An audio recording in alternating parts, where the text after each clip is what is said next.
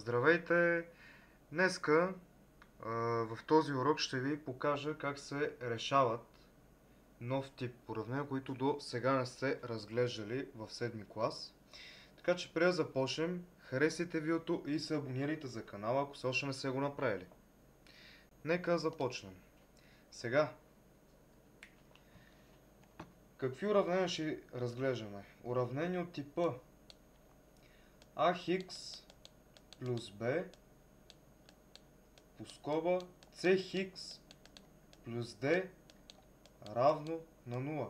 Или с други думи казано, ще разглеждаме уравнение, където има произведение от множители равни на 0.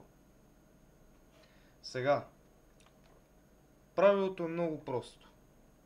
Когато имате такъв тип уравнения, винаги и самите множители са равни на 0. Тоест, това е равно на 0 и този множител също е равно на 0. И го решаваме. Тоест, получаваме две уравнения, които като ги решим, в действителност намираме корените на това уравнение. А хикс е равно на минус b, или намираме, че единия корен е минус b върху a. Тук c хикс е равно на минус d, или хикс е равно на минус d върху c. Това е втория корен. Сега ще разгледаме едни примерчета. Ето, започваме с първа задача, което е нещо като примерче.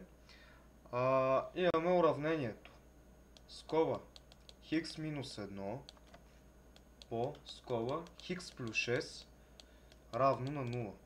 Прилагаме го това правило, че в действителност и множителите са равни на 0. В случая тук това уравнение ще има два корена. Х минус 1 равно на 0 или единия корен е равно на единица. А пък другия корен ще се яви, че е минус 6. Това са корените на това уравнение. Няма нищо сложно, бих казал, но след малко ще разгледаме и така малко по-трудни задачи.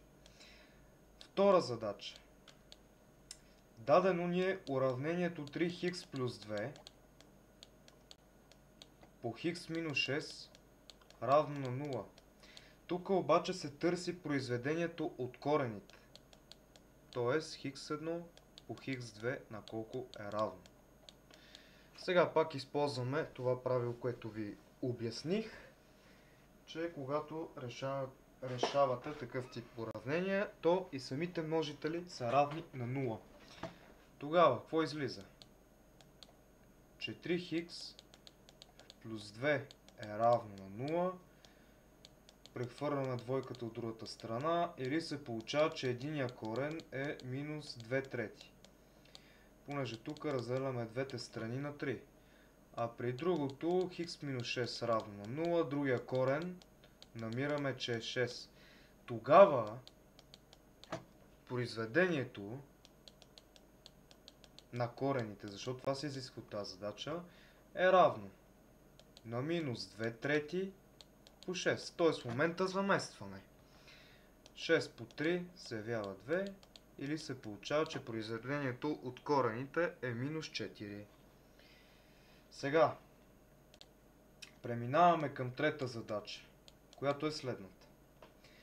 25 хикс на втора степен е равно на 81. Сега ще кажете, че тази задача няма нищо общо с темата. Но всъщност има нещо общо.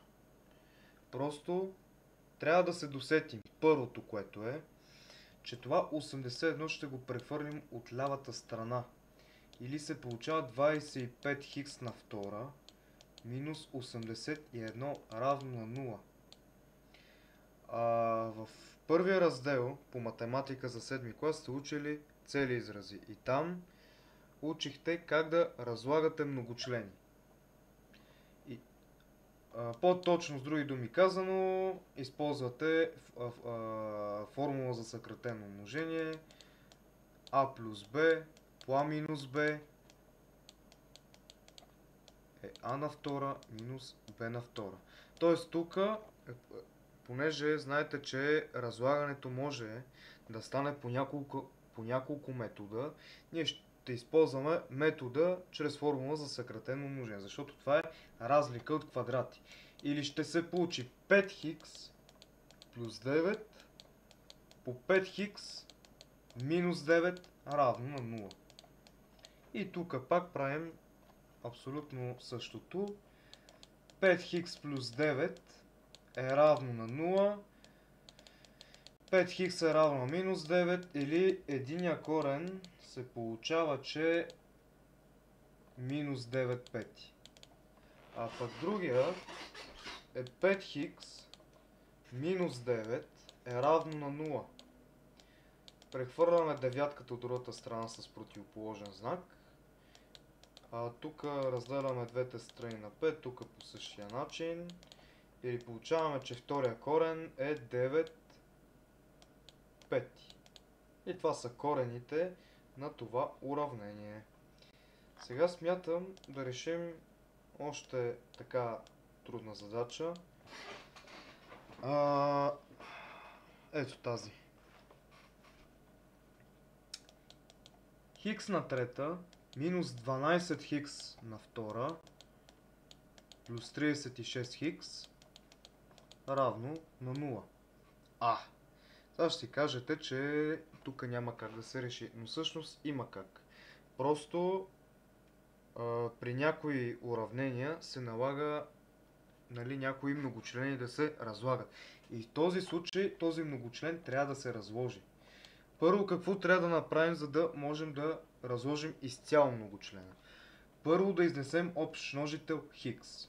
Като изнесем общ множител хикс, тук остава хикс на втора минус 12 хикс плюс 36 равно на 0.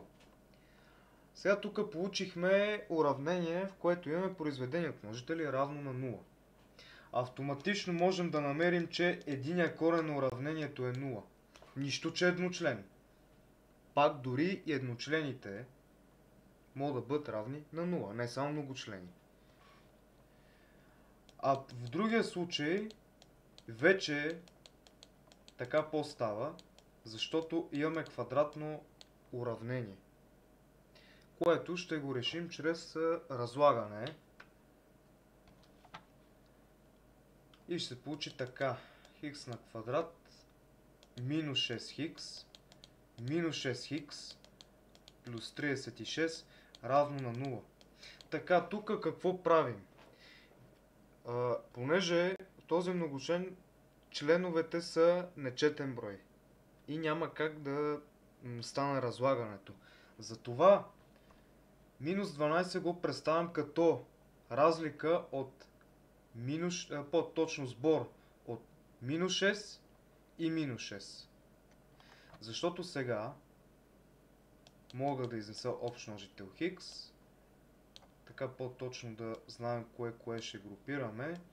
Хикс минус 6 минус 6 по хикс минус 6. Тоест сега в момента изнасяме общи множители. И сега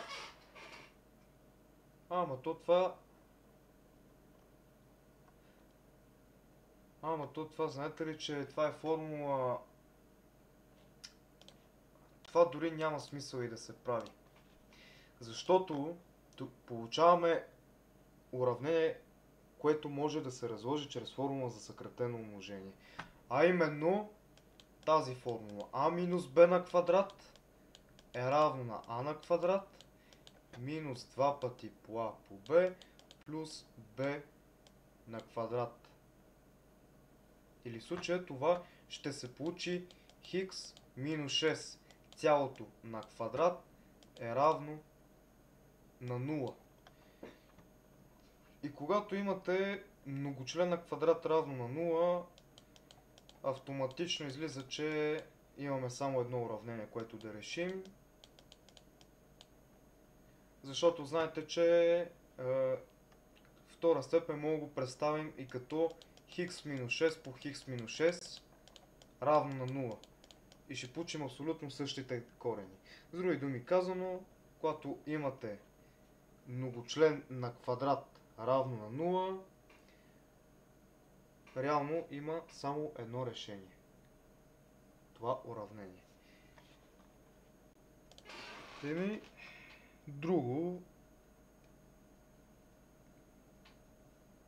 ще реша. И ето това ще реша. Тук какво се водиш? Това е пета задача. Така. Имаме уравнението. Хикс на квадрат минус 6х плюс 5 равно на 0.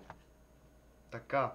Обаче не само, че се изисква да се намерят корените, но се изисква и средното аритметично на хикс1 и хикс2. Сега, наясно сте, че това е квадратно уравнение, предполагам поне, което, като е квадратно уравнение, трябва да ни наведе до мисълта, че трябва да го разложим. Това вече няма как да стане формула, така, разлагането чрез метода с формула за съкратено умножение, защото просто минус 6 ще го представим като сбор от минус 5 хикс и минус хикс плюс 5 равно на 0. Това нещо го правим, защото по този начин правим самия тричлен да стане 4член. И сега изнасяме общ множител минус хикс минус 5. Тук е 5, извинявам се, защото малко прилича на шестица. Или получаваме ето това уравнение. Равно на 0. И сега прилагаме новото, така че реално и множителите са равни на 0. Хикс минус 1 е равно на 0, хикс 2 е равно на 1. Но не сме приключили с решението, защото по условие, ще го отбележа с червено, се търси средното аритметично на корените. Какво означава средно аритметично? Средно аритметичност означава сбор от числа, разделен на техния брой. В случая следва, че следното аритметично е равно на хикс1 плюс хикс2. Броят е 2. И просто сега заместваме 5 плюс 1 върху 2, което е 3.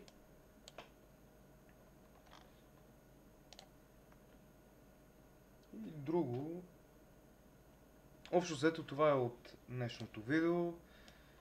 Решихме доста задачи поради простата причина и на всичкото отгоре и бързо, защото задачите са лесни. Просто трябва да ги осмислите. И очаквайте следващия клип, който ще бъде модулно. Нали, там ще разглеждаме модулни уравнения, което вече там ще обърна повече внимание, защото все пак е по-трудно.